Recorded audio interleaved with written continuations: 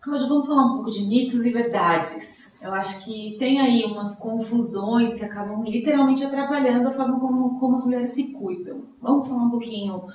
Endometriose é igual câncer de endométrio? Significa, né? Eu tenho endometriose, eu vou ter câncer de endométrio ou isso não tem nada a ver? Não, isso não tem nada a ver. São duas patologias completamente distintas.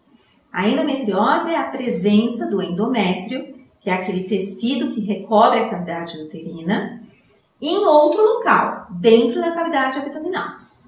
Os locais mais frequentes são o ovário e a região atrás do útero. Isso é endometriose. É uma doença benigna. Não tem nada a ver com o câncer de endométrio, que esse sim é uma doença maligna. A endometriose acomete mulheres, principalmente no seu período reprodutivo, da sua vida reprodutiva, enquanto o câncer de endométrio acomete principalmente mulheres no período da pós-menopausa.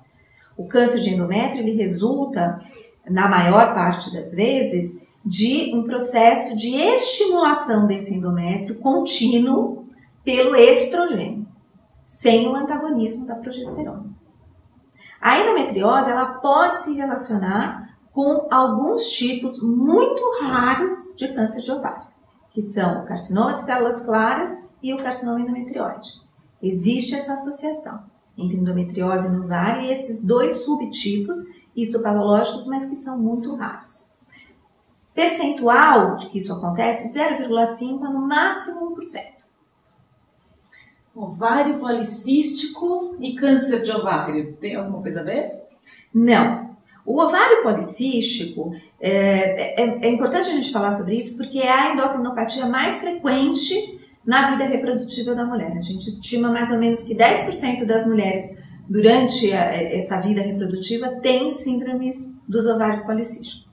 Na síndrome dos ovários policísticos, uma das características são aqueles ciclos menstruais com intervalos alongados. Às vezes, a moça, a menina, ela fica 2, 3 meses sem menstruar.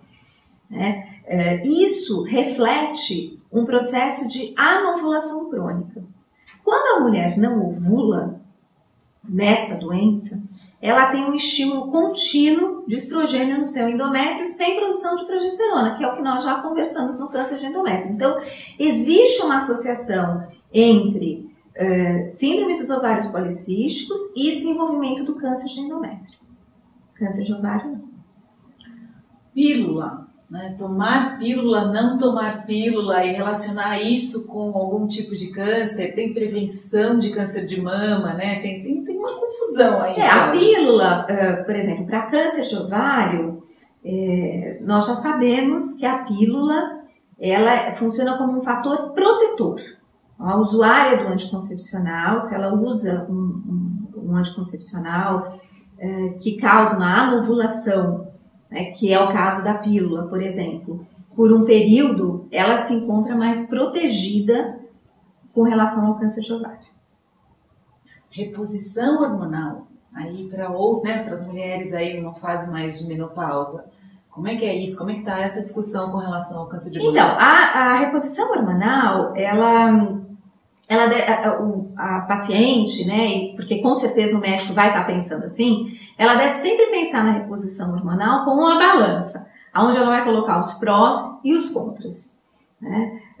Existem muitos prós, depende de cada paciente, e existem alguns contras. Então é necessário analisar os fatores de risco dessa paciente. Existem vários tipos de esquemas de reposição hormonal com drogas diferentes que podem se adequar a determinadas mulheres. E existe aquela mulher que passa por essa fase sem a necessidade de receber reposição hormonal. Tá bem, acho que é importante ressaltar isso, né? Se é um processo educativo, para chegar na fase da menopausa com peso adequado, fazendo exercício físico, né? Com um trabalho, um desenvolvimento mental adequado, porque também é um momento que os filhos acabam saindo de casa, às vezes a mulher se ressente um pouco mais.